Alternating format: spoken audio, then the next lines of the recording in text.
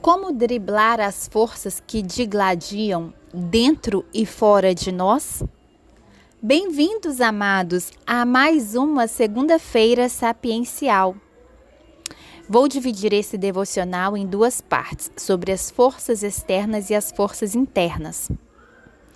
A respeito das primeiras, eu trago à luz o que está exposto em Gênesis capítulo 11, sobre a Torre de Babel.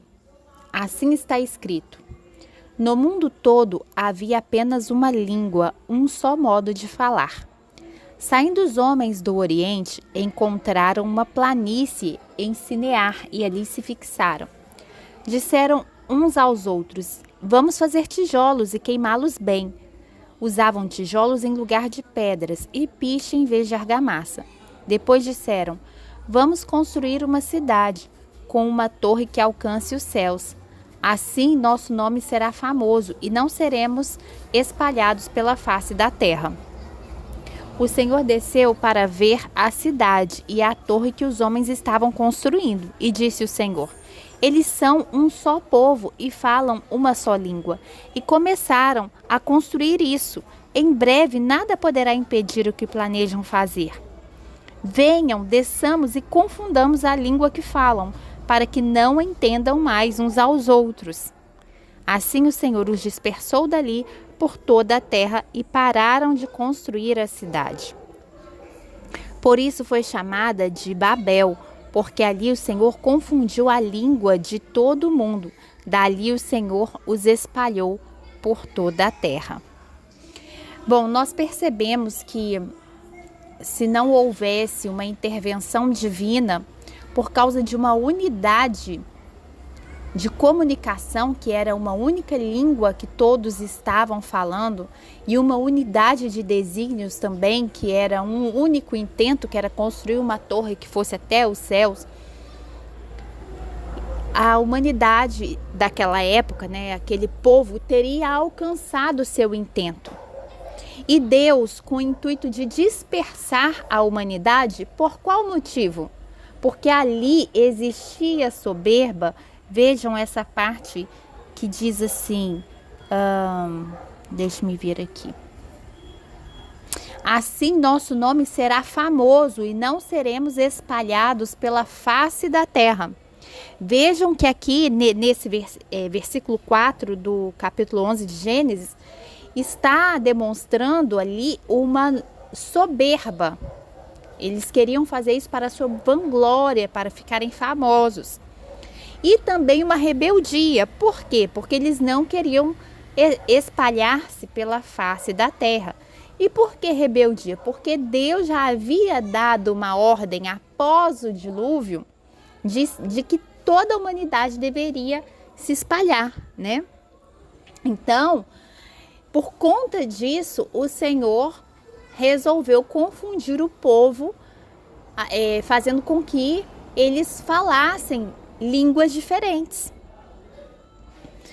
para que após o dilúvio o intento de Deus se sobrepusesse ao intento do homem, que no caso que eles se espalhassem e povoassem a terra, em vez de criar um governo centralizado e rebelde como eles estavam tentando fazer. Então isso tudo Deus interveio para coibir ali a soberba, a autossuficiência humana, porque a construção dessa torre simbolizava o desejo de alcançar o céu. Era como se eles se colocassem como deuses mesmos, buscando a própria fama, sem depender da vontade de Deus, sem estar em harmonia e alinhados com o propósito divino. Pois bem, mas se não fosse isso, se o propósito deles estivessem alinhado com o propósito divino, teria sido um sucesso. Então, para você alcançar o que você deseja, numa empresa, por exemplo, num grupo, no seu casamento, que é você e seu cônjuge, numa sociedade, é importante você ter unidade de linguagem, vocês falarem a mesma língua, e unidade de desígnio. terem a mesma direção, o mesmo foco, o mesmo alvo, a mesma vontade, estarem alinhados. Se vocês estiverem alinhados e se esse intento estiver em conformidade com os princípios bíblicos, nossa, o céu é o limite para vocês. Não teremos nenhum tipo de objeção. Aquilo que nós determinarmos, nós alcançaremos. O problema é quando queremos fazer as coisas para nossa vanglória, para o nosso ego, desalinhados da vontade divina ou desalinhados entre nós. Esse seria o aspecto externo. E sobre o aspecto interno? Sobre o aspecto interno, as forças que digladiam dentro de nós, elas são o nosso inconsciente e o nosso consciente. O nosso consciente muitas vezes quer coisas que estão desalinhadas dos registros que o nosso inconsciente sabota. Porque é no nosso inconsciente que estão os medos, os traumas, as dúvidas, os registros de situações com significado negativo. Então, em razão disso, muitas vezes ele está desalinhado e forma uma força contrária ao do consciente. Às vezes, conscientemente, você diz, eu quero me casar e quero ser feliz no amor. Mas inconscientemente, por causa dos registros de tudo que você viveu, de tudo que você viu seus pais vivendo ou figuras de autoridade, principalmente quando criança, você não acredita verdadeiramente no amor. E essa força inconsciente te impede de alcançar aquilo que você diz conscientemente querer. Da mesma forma, por exemplo, se você diz, eu quero prosperar, eu quero ganhar dinheiro, eu quero ter fartura, abundância no sentido financeiro, por exemplo. Isso é ótimo, isso é bem-vindo, você diz isso com clareza, com consciência. Mas você pode ter um trauma, porque você pode ter visto ou sabido de histórias de seus familiares, de seus avós, de seus pais que não deram certo numa sociedade, que quebraram, que faliram, que quiseram passar a perna, de pessoas que só se aproximaram deles por interesse. Então ficou um registro ali, ou até mesmo na sua própria vida, você já pode ter passado por isso anteriormente, daí você não quer inconscientemente realmente prosperar financeiramente. E, biblicamente, esse raciocínio pode estar claramente expressado em Marcos capítulo 3, versículos 24 a 25, que diz: se um reino estiver dividido contra si mesmo, tal reino não pode subsistir.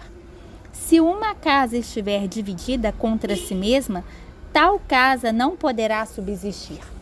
Essa passagem ela pode se referir a uma casa, a um negócio em que existem 2 sócios, por exemplo, a um casamento, essa casa que pode ser representada por um lar, portanto, o cônjuge, a mulher e o homem ali, uma casa dividida não prospera, mas também pode ser o indivíduo, a pessoa que sozinha não prospera, porque ela tem essa força interna que sabota o consciente dela, aquilo que ela diz querer. Então é necessário um alinhamento interno também para você alcançar aquilo que você deseja querer. Primeiro é o interno, é você consigo mesmo, você alinhar o seu consciente com o seu inconsciente e com o plano superior, que é a vontade de Deus para a sua vida. É da vontade de Deus que você prospere, que você cresça? Claro. Que você seja bem casado? Também. Tudo isso é bíblico. Mas, então, quanto a isso, você não precisa ter dúvidas. O problema pode estar em nível interno de você consigo mesmo ou em nível externo de você para com o outro. Você quer uma coisa e seu parceiro quer outra coisa. Seu sócio, seu marido, a sua esposa, o seu filho. É ali que precisa ser alinhado. Então você tem que identificar se é no interno ou se é no externo. Ou eventualmente também se está contradizendo aos preceitos, aos princípios bíblicos. Porque às vezes você está armando um plano, vamos pensar aí do ponto de vista criminoso, né? Tem unidade de desígnios interna, você consigo mesmo está alinhado, eu vou dar o calote no fulano, externa, você com seus parceiros, com a sua associação criminosa, por exemplo, mas não tem, obviamente, uma unidade com o todo, com Deus, com a mente superior. Então esse plano, ele pode até dar certo até um certo ponto, mas vai chegar uma hora que a casa vai cair e vai dar ruim no final. Pois bem,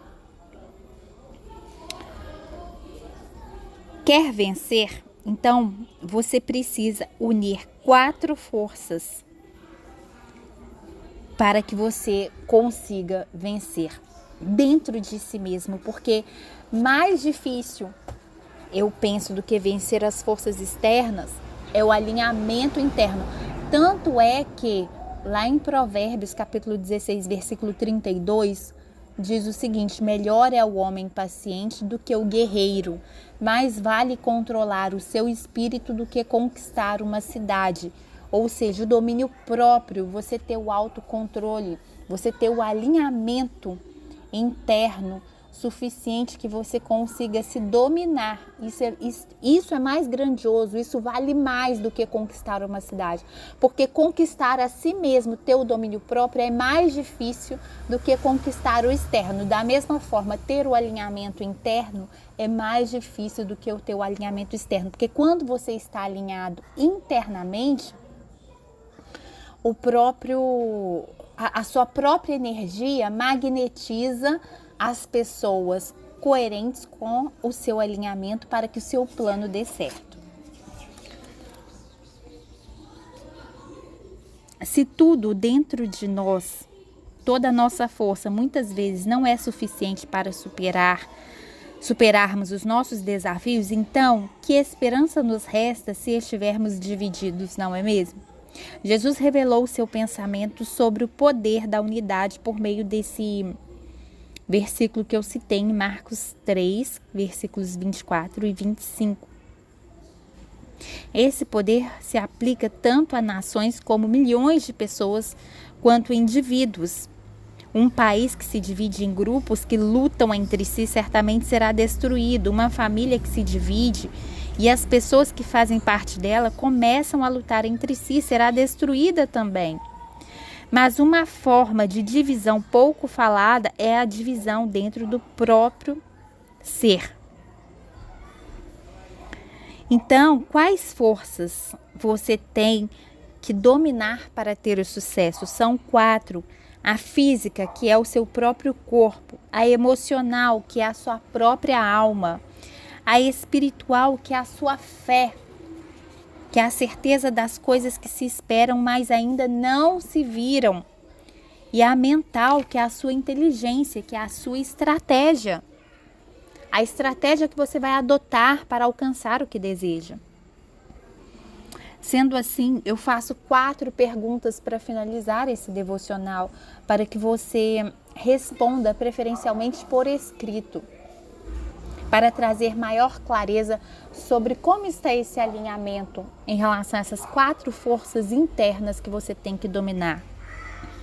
Qual dessas suas 4 forças tem sido a mais fraca ou a menos usada? Eu vou repetir as 4 forças. No caso, corpo, a alma, a fé e a inteligência. Como você pode fortalecê-la ou usá-la mais? Você costuma ser unificadora ou divisora nos seus relacionamentos? Conciliadora ou brigona ou brigão?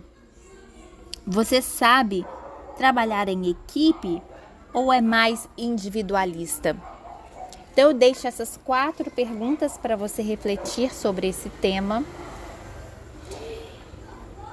Peço que você responda por escrito, comente aqui embaixo dentro dos comentários do próprio YouTube, até mesmo para interagir e engajar esse canal. Aproveite, se inscreva, ative o sininho, deixe o seu like para que a mensagem do reino alcance mais almas. Até a próxima!